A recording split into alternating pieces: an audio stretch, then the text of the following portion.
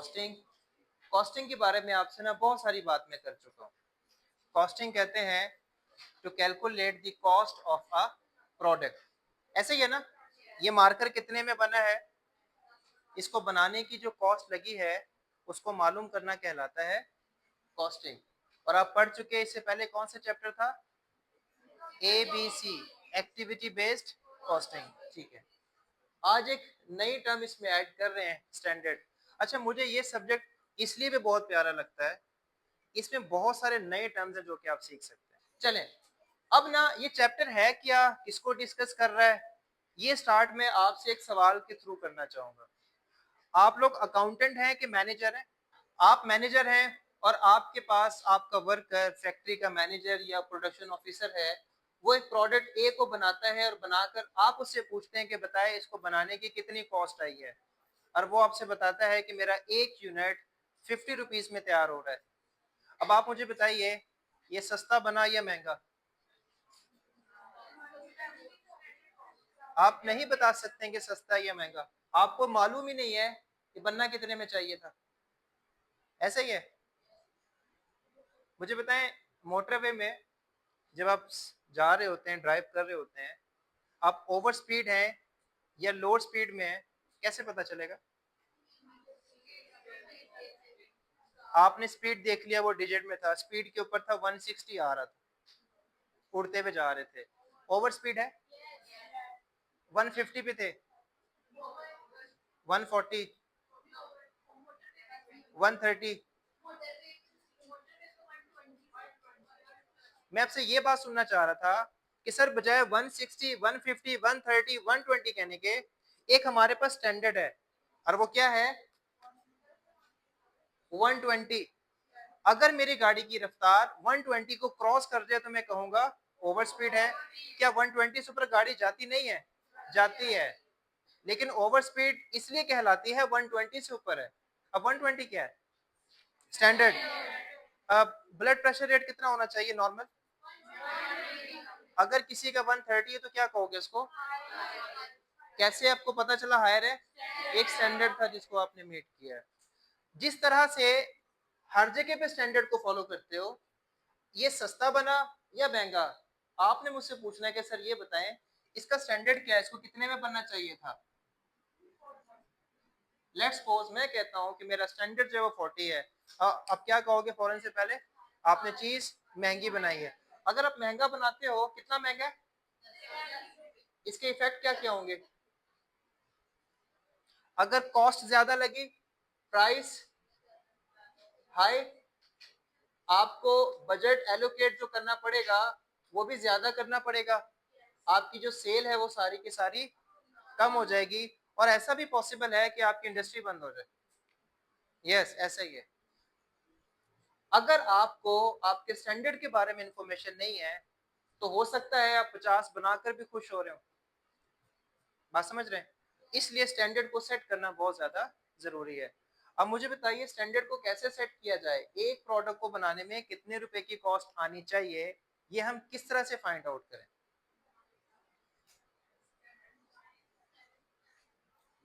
अब तक मुझे लगता है कि आप स्टैंडर्ड को समझ चुके हैं। जब मैंने इस वर्ड को कॉस्ट के साथ ऐड किया, अब ये भी समझ गए, हम इसमें पढ़ेंगे एक प्रोडक्ट को बनाने की स्टैंडर्ड कॉस्ट कितनी होगी। और मैंने पूरे इस चैप्टर में एक वर्ड यूज किया करूंगा, लगने चाहिए, it might be, it should be.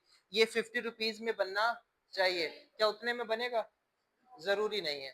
ठीक है, चले। अब स्टैंडर्ड को सेट करना है ना, तो आपने ये देखना है कि एक आइटम को बनाने के लिए आप कौन कौन सी कॉस्ट लगा रहे हैं। Number one, material. इसका स्टैंडर्ड सेट करना चाहिए कि नहीं? अच्छा बताओ, एक एक प्याली चाय का स्टैंडर्ड क्या होता है मटेरियल के लिहाज से, कितनी क्वांटिटी, क्या क्या होना चाहिए? कोई एक बताते हैं, एक प्याली मजेदार कड़क चाय बनाने के लिए उसमें कितना कितना मटेरियल ऐड होना चाहिए? कि स्टैंडर्ड जो है ना, आपने अपने कॉस्ट से मुराद क्या है? तीन तो कॉस्ट है आपकी, कौन कौन सी? मटेरियल, लेबर, इन तीनों को कंबाइन करो तो कॉस्ट बनती है। अब मैंने हर एक का सेपरेट स्टैंडर्ड सेट करना है। अब लेट्स सपोज मेरी मुराद में चेयर है, मैं चेयर को बना रहा हूँ, तो मैं इसका पहले स्टैंडर्ड सेट करूंगा। वो इस तरह से, फर्ज कीजिए मैं ये कहता हूं एक 1 unit of chair must consume 5 kg raw material. कैसे पता चला एक चेयर को बनाने में 5 किलो लकड़ी लगती है? मेरा पास्ट एक्सपीरियंस है, मैं इसको बनाता रहा हूं, ठीक है। अच्छा, अब लेट्स सपोज मार्केट में ये मटेरियल 10 रुपीज पर केजी के लिहाज से अवेलेबल है। कितना? मेरा सवाल गौर से सुनना, एक यूनिट को बनाने में मुझे कितने रुपए की कॉस्ट लगेगी? किसने कहा? आपने कहा, इन्होंने कहा 50 रुपीज। एक चेयर को बनाने में कितने रुपए की कॉस्ट आ रही है? 50। आपने क्या किसको मल्टीप्लाई किया?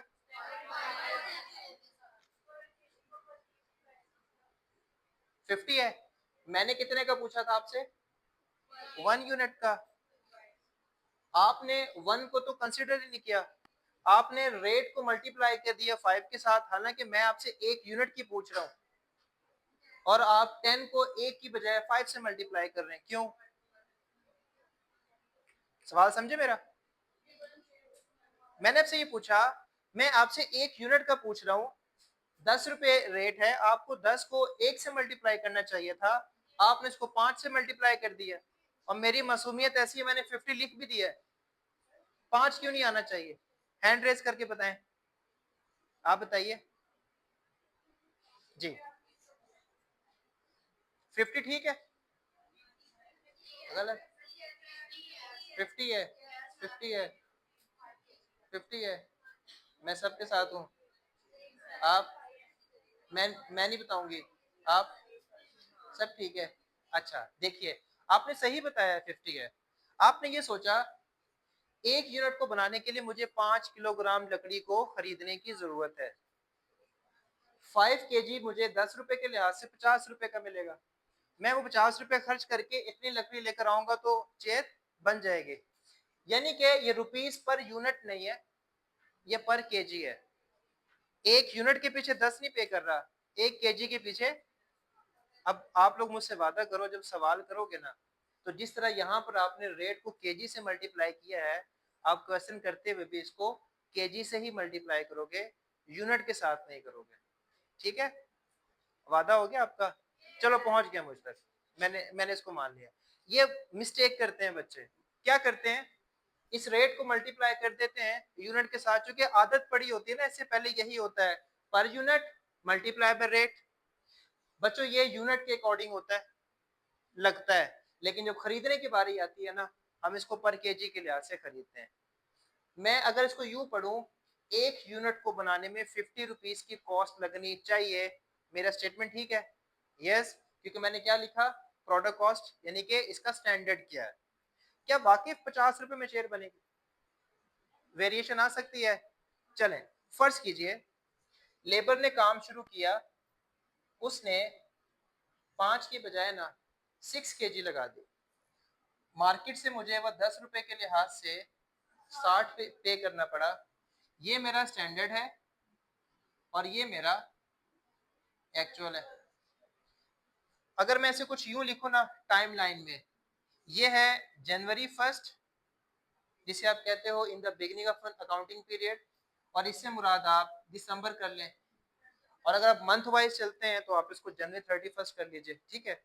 मुझे बताएं, ये स्टैंडर्ड कॉस्ट यहां से यहां तक कहां पे कैलकुलेट करते हैं? स्टार्ट पे, मिड में, या एंड पे? Very good. स्टैंडर्ड कॉस्ट वो होती है जो कि आपने अपने पास्ट एक्सपीरियंस को सामने रखते हुए आने वाले दिनों के लिए एज्यूम किया होता है, ये एक्चुअल फिगर नहीं होती। और ये जो ये वाली कॉस्ट है 60, ये एक्चुअल है, असल में इतना खर्चा आया है। आपने कितना प्लान किया हुआ था, अब कितना आया? 10 का डिफरेंस आ गया। इस 10 को हम लोगों ने एक नाम देना है। The difference between standard and actual cost is known as variance. VARIANCE। इस चैप्टर का पूरा नाम है standard costing and variance analysis. इसमें स्टैंडर्ड भी सेट होता है, इसमें वेरिएंस भी निकालते हैं। जो हमारा ज्यादा न्यूमेरिकल पोर्शन होगा ना, वो 100% होगा वेरिएंस एनालिसिस पे, हम डिफरेंस को कैलकुलेट करेंगे। ठीक है? यहां तक मुझे लगता है क्लियर है। आप टर्म से फेमिलियर हो गए? चलो मुझे बताओ, 50 में बनना चाहिए था, आपने 60 में बनाया, महंगा बना के सस्ता? कितने रुपए? कसूरवार कौन है, लेबर या हम? अच्छा बताओ, इस वेरिएंस की वजह क्या है, क्वांटिटी या प्राइस? इसका मतलब ये हुआ कि हम जितना सोचते हैं ना, उसमें डिफरेंस की एक वजह क्वांटिटी है। मतलब जितनी क्वांटिटी मेरा स्टैंडर्ड मुझे रिफर कर रहा था, मैंने उससे ज्यादा लगा दिया। ज्यादा लगने की वजह क्या हो सकती है? नंबर वन, या तो उसकी क्वालिटी अच्छी नहीं होगी, है ना? जैसे आप लोग पेज यूज करते हो ना, अगर अच्छी क्वालिटी वाले लोगे, ये रजिस्टर भी अच्छा होता है, टाइम भी निकाल जाता है, और जो इंफीरियर होता है वो ज्यादा कंज्यूम होता है। तो माइट भी पॉसिबल कि मैंने इंफीरियर क्वालिटी को इस्तेमाल किया हो। ये ऐसा भी हो सकता है कि लेबर मेरी स्किल्ड ना हो, वो अच्छी लेबर ना हो, जाया ज्यादा कर रही हो। ठीक है, चलें, क्या आपके स्टैंडर्ड और एक्चुअल में डिफरेंस की वजह सिर्फ क्वांटिटी है? नो, एक और वजह होती है। आपकी लेबर ने ना 5 kg ही यूज किया, लेकिन जब मार्केट से खरीदने के लिए गए ना, तो वो मुझे 12 रुपए का मिल रहा है। और आपको पता है मार्केट प्राइस आपके हाथ में नहीं है ना? कितनी कॉस्ट आ गई, कितना डिफरेंस है? अगेन 10। जो डिफरेंस आएगा ना, वो या फेवरेबल होगा या एडवर्स होगा। फेवरेबल कहते हैं जितना प्लान कर रहे हो उससे ज्यादा आ जाए, कॉस्ट ज्यादा हो जाए। अनफेवरेबल, जितना आपका स्टैंडर्ड कह रहा है, आपकी एक्चुअल अगर उससे कम हो जाए, ये सेविंग कहलाती है, और ये आपके लिए फेवरेबल है। इन दोनों को नाम दो, क्या कहोगे, एडवर्स या फेवरेबल? ये वाला भी एडवर्स था। क्यों? मेरा स्टैंडर्ड कहता है 50 में बनाओ, मैंने महंगा बनाया। मेरा स्टैंडर्ड कहता है 50 में बनाओ, मैं फिर महंगा बना रहा हूँ। ये उल्ट भी हो सकता था, समझ गए? अब मुझे बताएं, यहाँ पे तो वजह क्वांटिटी थी, यहाँ पे क्या वजह? इसका मतलब ये हुआ कि मटेरियल का जो स्टैंडर्ड आपने सेट किया है ना, उसको दो ही वेरिएबल डिस्टर्ब कर सकते हैं, या क्वांटिटी या प्राइस। मैं ख्याल आप समझ चुके हैं इसको। अब हम एक सवाल करते हैं जहां पे आप इसके वेरिएंस को कैलकुलेट कर। Mansoori limited makes and sells a single product. एक ही प्रोडक्ट है, उसी को बनाते हैं और उसी को बेचते हैं। Each unit of the product requires, अगर मैं इसको ट्रांसलेट करूं तो मैं यूं कहूंगा, हर एक यूनिट को बनाने के लिए each unit of the product requires, इसको चाहिए, इस्तेमाल करते हैं, कॉल करते हैं कितना, 9 kg ऑफ मटेरियल एट ₹14 पर केजी। इस पूरे चैप्टर में आपने दो चीजें फाइंड आउट करनी है। सबसे पहला आपने स्टैंडर्ड को ढूंढना है। स्टैंडर्ड का मतलब ये हुआ कि बताएं इसको बनाने में कितनी कॉस्ट लगनी चाहिए, और दूसरी चीज कौन सी होगी, actual.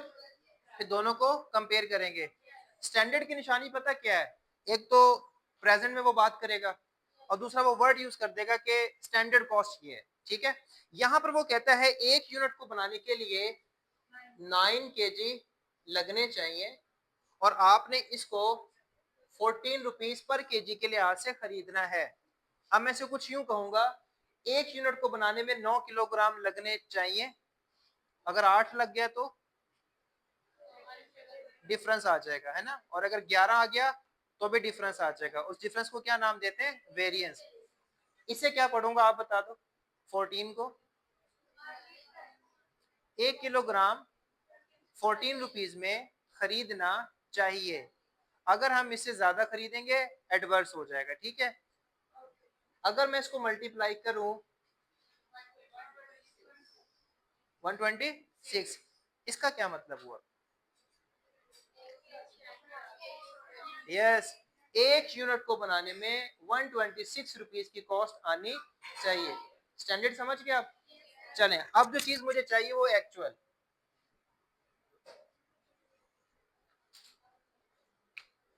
The actual details for last period were that 1200 units of finished goods were produced.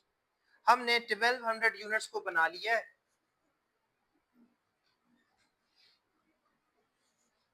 और इसको बनाने में ऑफ मटेरियल वॉज परचेस्ड, कितना परचेज किया है? 11,000 kg of material purchase. Material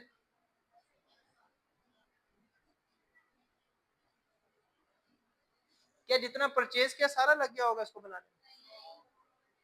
कम भी पड़ सकता है और ज्यादा भी, लेकिन इसका मतलब मैं ये नहीं लूंगा कि 1200 को बनाने में इतना ही लगा है।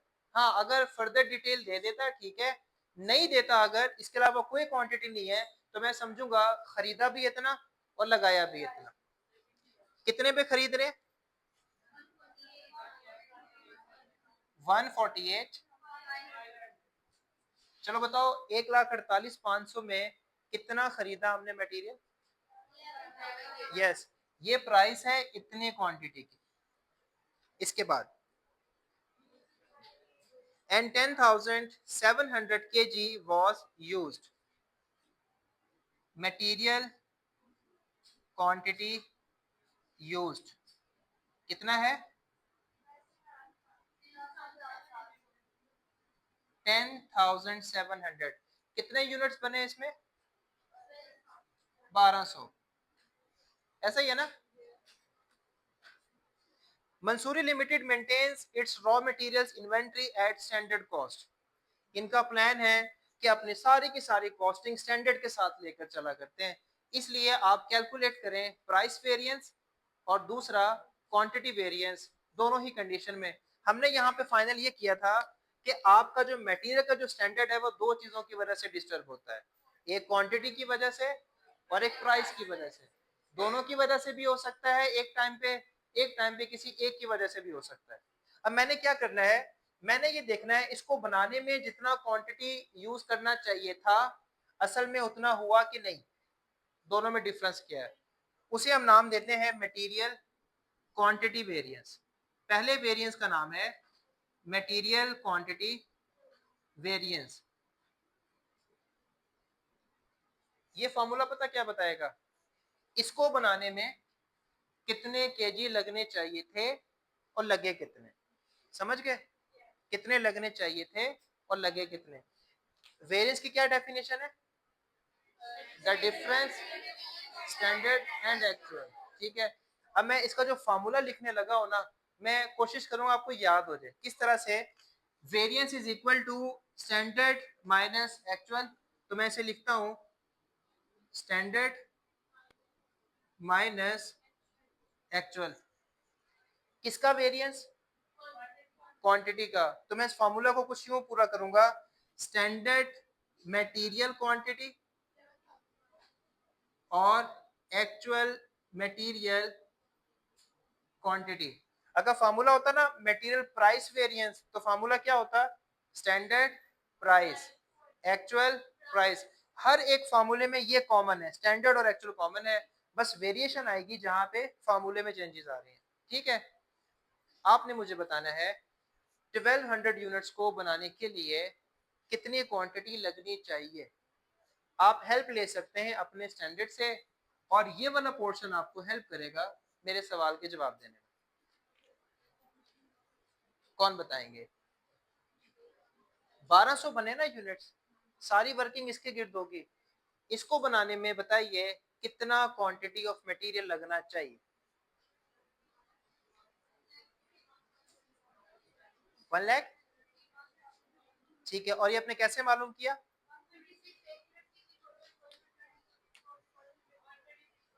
बच्चों ये रुपीज है ना, क्वांटिटी तो नहीं है। आप ये गौर करो ये क्या लिखा हुआ है, स्टैंडर्ड मटेरियल क्वांटिटी। चाय बनाने के लिए कितना शुगर लगना चाहिए, शुगर की बात हो रही है, रुपीज की नहीं हो रही। 1,08,000। कैसे मालूम किया आपने? नहीं नहीं नहीं नहीं नहीं, वो गिरना जाना। हाँ, 10,800। अच्छा एक और, किससे पूछूं? आप बताते हैं। गलत दुरुस्त मेरा, आपने कोशिश ये करनी है। मैं कैसे मालूम करवा सकता हूँ कि 1200 को बनाने में कितने केजी लगने चाहिए, इसकी हेल्प से। लुकमा आ गया? अब सुने, स्टैंडर्ड यही है ना, कितना है 9। चलो मैं इसको यहाँ पे लिखता हूँ। असल में कितनी क्वांटिटी यूज हुई है एक्चुअल में? 10,700 kg। ठीक है, कितना डिफरेंस आ रहा है? यहाँ पे देखो मैंने 9 लिखा है और यहाँ पे 10,700 है। मुझे स्टैंडर्ड चाहिए था, मैंने यहाँ से स्टैंडर्ड को पिक कर लिया। एक्चुअल की जरूरत पड़ी, मैंने एक्चुअल को यहाँ से पिक कर लिया। क्या ठीक है डाटा? गलत है। इतना डिफरेंस नहीं आ सकता 9 रुपए का और 10,000 का। वजह पता क्या है? ये दोनों का स्टैंडर्ड सेम नहीं है। क्या 10,700 के जी उतने यूनिट्स की है जितनी की ये है? ये कितने यूनिट्स की है और ये 1200। इन दोनों को आपस में ना मैच होना चाहिए। अब क्या करें, अगर एक यूनिट पे 9 केजी लगेंगे तो 1200 पे कितने लगेंगे? 10,000 माइनस 10,700 केजी, दोनों का डिफरेंस आ गया। याद करें, आपने अकाउंटिंग के प्रिंसिपल में पढ़ा था मनी मेजरमेंट, कॉस्ट प्रिंसिपल, याद है सारे अकाउंटिंग में? उसमें एक था करेंसी या मनी मेजरमेंट। अकाउंटिंग का प्रिंसिपल है आपने एक एक चीज को ना करेंसी में कन्वर्ट करके लिखना है। 100 kg को हमने 100 kg नहीं लिखना, बल्कि इसकी कीमत लिखनी है। पहले मुझे बताओ फेवरेबल है कि अनफेवरेबल है? मेरा स्टैंडर्ड ये कहता है इसको बनाने में 10,800 kg लगना चाहिए। कितना लगा? 100 kg सेव कर लिया, फेवरेबल है। अब 100 kg की प्राइस कैसे पता चले? 100 kg कितने रुपए की सेविंग की हमने? ये केजी है, पर केजी से मल्टीप्लाई कर देंगे। आपको जब ना इस पूरे चैप्टर में किसी भी वेरिएबल को कन्वर्ट करना पड़ेगा ना रुपीज में, आपने जिस रेट से मल्टीप्लाई करना है वो स्टैंडर्ड रेट होगा। जैसे ये केजी है ना, तो मैं लिखूंगा स्टैंडर्ड पर केजी। अगर लेबर और होता मैं क्या लिखता? स्टैंडर्ड लेबर और रेट। ठीक है, ऐसा ना करना इसको मल्टीप्लाई कर दो 126 से, नहीं होगा। ये केजी है, ये पर यूनिट है। क्या आंसर आता है? ये आपका फेवरेबल है। अब अगर मैं चाहूं यहाँ फार्मूले में एक चीज ऐड कर सकता हूँ, standard quantity minus actual quantity multiply by standard material price. यहाँ पे कुछ सवाल हो आपका? इतना मुश्किल नहीं है जितना मेरे लेक्चर से आपको लग रहा होगा, क्योंकि जब तक आप तवज्जो डिटेल में नहीं ना जाते तो हमें लगता है कि इंपॉर्टेंट नहीं है। दूसरा वेरिएंस कौन सा हो सकता है?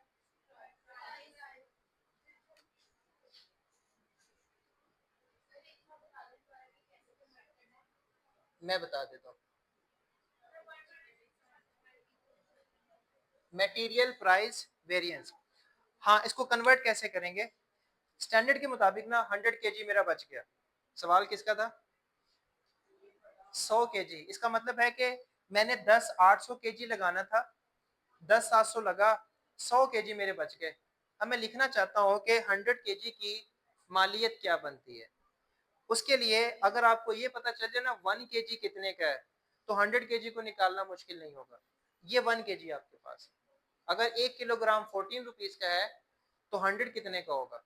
यहाँ पे एक बात है, वो ये है कि आगे चल के क्वेश्चन में हो सकता है पर केजी यहाँ पे भी गिवन हो। यहाँ तो टोटल बता दिया ना उसने, कुछ में आपसे कहेगा पर केजी लेट्स सपोज 15 रुपए, तो बच्चे क्या करते हैं 14 और 15 में कंफ्यूज हो जाते हैं कि 14 से करूं कि 15 से करूं। उसका मैंने जवाब दिया है, हमेशा अपने स्टैंडर्ड से मल्टीप्लाई करना है, एक्चुअल से नहीं करना। ठीक है, चल अभी तक चलते हैं। इसका फार्मूला बनाओ जरा, क्या बनेगा? Yes, standard. आप इसमें ये लाजमी लिखिएगा मटेरियल प्राइस। उसकी वजह यह है आगे जब लेबर ऐड हो जाएगी तो वहां भी अगर प्राइस लिखेंगे दोनों मैच हो जाएंगे। तो मैं वहां पे क्या लिखूंगा? Standard labour price minus actual material. आप कॉस्ट भी लिख सकते हैं, आप इसको प्राइस भी लिख सकते हैं। सबसे पहला स्टैंडर्ड कहां से मिलेगा?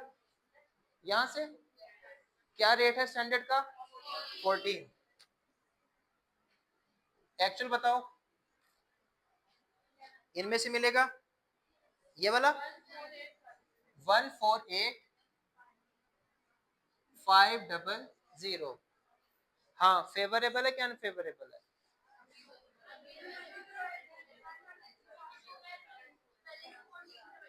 अच्छा, वैसे हो अब सारे एक्सपर्ट। आपने ये कहा कि सर दोनों मैच ही नहीं कर रहा, है ना? क्यों नहीं मैच कर रहा? ये जितने केजी की प्राइस है ये भी उतने केजी की होनी चाहिए, ठीक है? तो मुझे बताओ, ये 1 केजी है, इसको इसके बराबर करने के लिए मैं किससे मल्टीप्लाई करूं?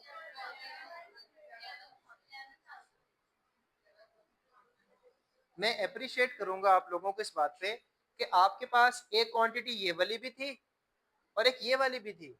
आप सब ने एग्जैक्ट मुझे इसका बताया है। आप चाहते तो ये भी बता सकते थे। 1,48,500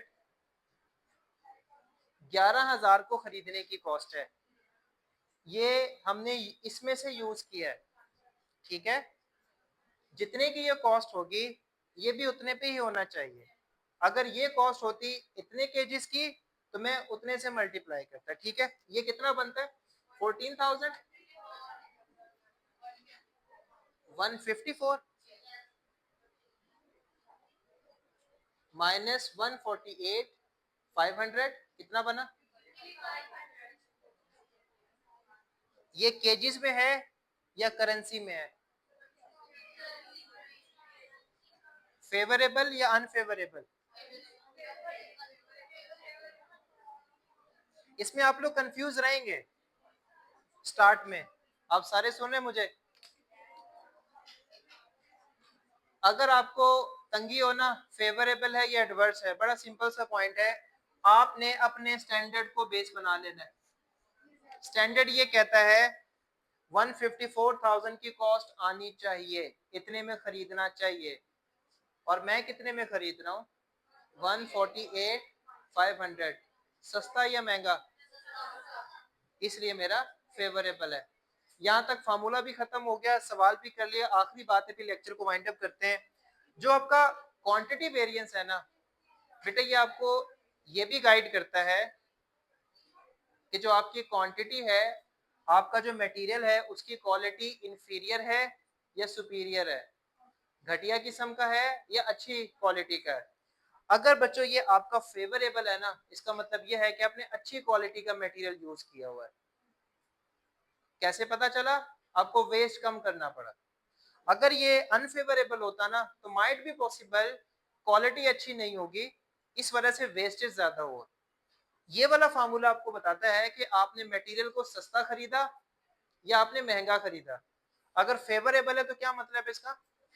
आप नहीं बच्चों, क्वालिटी यहाँ पे जज कर चुके हैं आप। यहाँ पर सस्ता या महंगा है, मुझे बताओ, सस्ता खरीद रहे हो? अमूमन ऐसा होता है, अगर ये एडवर्स हो ना तो क्वालिटी लो और यहाँ पर वो सस्ता शो होता है। ऐसे ही है ना, आप यहाँ से पैसे बचा लेते हो और उधर से क्या होता है, पैसे आपके ज्यादा लग जाते हैं। अब अगर मैं यहाँ पर देखूं, ये भी फेवरेबल है, अच्छी क्वालिटी है, और ये भी फेवरेबल है, सस्ता। इसका मतलब है कि हमने अपना परचेज डिपार्टमेंट किसी खातून के हवाले किया हुआ है, जो अच्छी चीज और बार्गेनिंग के साथ सस्ता भी लेकर आई है और अच्छी क्वालिटी के साथ भी लेकर आई है।